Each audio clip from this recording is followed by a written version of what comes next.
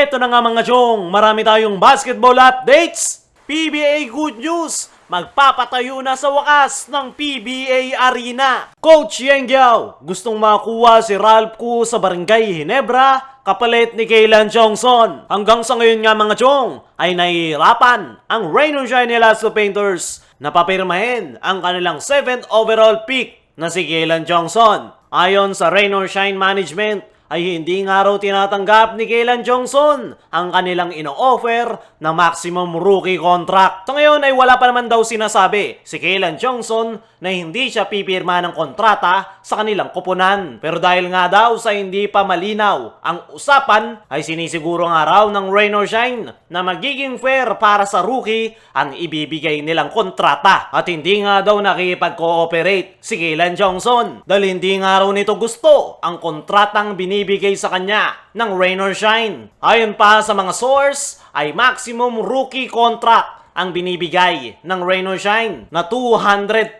per month sa loob ng 3 taon. At yan panigurado ang dahilan kung bakit umaayaw si Kaylan Chongson sa Rain or Shine Elasto Painters. Sa laki ng mga kontratang nakuha ni Kaylan Chongson sa iba't ibang liga na kanyang nilaruan, ay malabo talaga na tumanggap ito ng napakababang pasahod. Kaya naman, ang other option ng Rain or Shine Elasto Painters ay i-trade ito sa ibang kuponan kaysa naman hindi mapakinabangan. At nitong mga nakalipas na araw nga mga chong, ay napabalita na ino-offer na ng Rain or Shine Elasto Painters itong si Kaylan Chongson sa NLEX Road Warriors at Meralco Bolts. At ang latest update nga mga chong, ay nagre-reach out ang Barangay Ginebra sa Rain or Shine para makuha ang nasabing rookie. Ayon sa mga source, ay ang unang ino-offer ng Barangay Ginebra para makuha si Kaylan Chongson ay itong si Maverick Ahn-Misi. Kung matatandaan nyo mga chong, dating player ni Coach Yeng Giao, itong si Maverick Ahn-Misi sa Rain or Shine Elasto Painters. At gamit na gamit nga yan ni Coach Yeng noong nasa Rain or Shine. Pero mukhang hindi nga kumakagat ang Rain or Shine at si Coach Yeng Giao sa ino-offer ng Barangay Ginebra na si Maverick Ahn-Misi.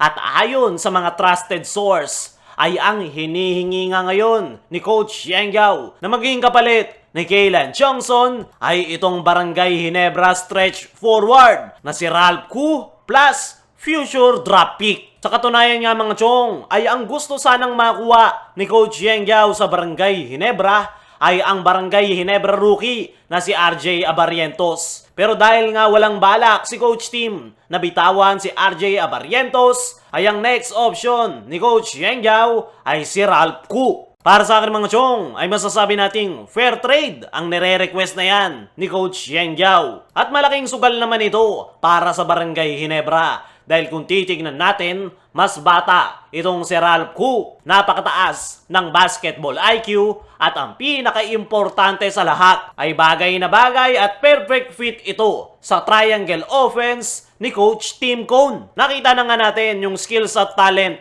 nitong si Ralph Koo. Napakarami pa nga po pwedeng i-improve sa kanyang laro at napakalaki talaga ng potensyal. Sa kabilang banda, ito namang si Kaylan Chongson mga chong ay isang veterano. Napakarami na nga rin itong experience overseas na kanyang nilaruan. Mahusay na player at possible na malaki ang maitutulong sa Barangay Ginebra sa loob ng painted area. Pero yung magiging sugal dito ng Barangay Ginebra ay hindi nga nila alam kung mag-fit ito sa triangle offense ni Coach Tim Cone. Alam naman natin, hindi madaling sistema yan. Si Stan nga napakatagal nang naglaro sa Ginebra at umayaw na lang dahil hindi niya talaga ma-perfect ang triangle offense. Isa pa sa sugal kay Kaylan Chongson ay hindi na nga ito bata. Kasalukuyan nga itong 33 years old at possible na 3 to 4 years na lang ang itagal sa liga. So ngayon ay wala pang respond ang Barangay Ginebra sa nire-request ni Coach Yeng Giao na Ralph Koo plus future draft pick kapalit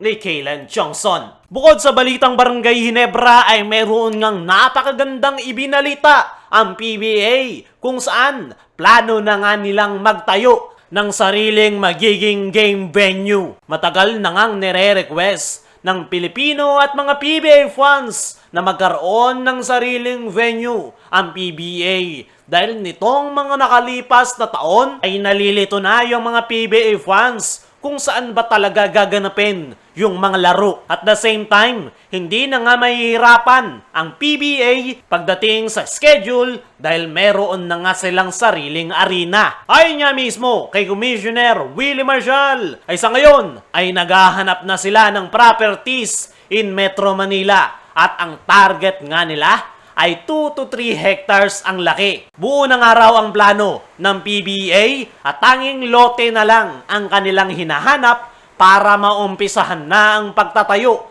ng PBA Arena. Para sa akin mga chong, ay napakagandang balita para sa Filipino basketball fans na magkakaroon na ng sariling venue ang PBA. Unang-una sa magiging epekto niyan ay mas magiging mura na yung ticket sa loob ng game venue. Mas mura yung ticket, mas marami ang manonood sa loob ng game venue. Dahil isa nga sa problema ng PBA kung bakit bumababa yung crowd sa loob ng game venue ay napakamahal nga ng ticket sa Araneta at MOA. At ngayon na magkakaroon ng sariling venue, ang PBA ay panigurado malaki ang ibababa ng ticket price. Sana nga lang talaga mga chong ay matuloy ang plano na yan ng PBA na pagtatayo ng PBA Arena. Magandang innovation nga yan at dyan nga magsisimulang manumbalik ang sigla ng mga PBA fans.